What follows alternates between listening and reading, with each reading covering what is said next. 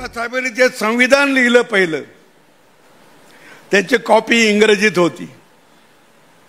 आणि ते छापलं ते नाशिकच्या जेलमध्ये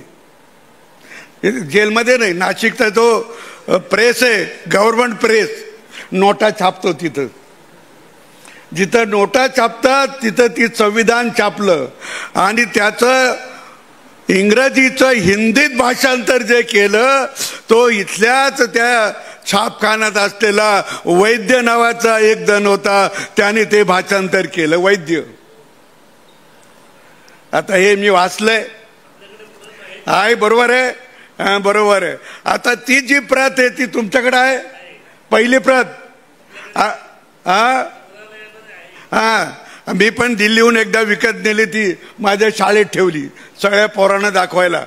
की पहिली प्रत कोणती आहे बाबासाहेबांनी जी राष्ट्रपतीला सादर केली होती. पण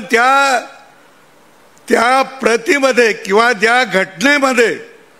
बाबासाहेबांनी देशाला सादर केली त्या घटनेमध्ये अशी जी तिथं शिवाजी महाराजांचं चित्र होतं त्या घटनेमध्ये गुरु गोविंद सिंगाचं चित्र होतं राणा प्रतापाचं चित्र होतं गौतम बुद्धाचं चित्र होतं भगवान महावीरांचं चित्र होतं प्रभू रामचंद्राचं चित्र होतं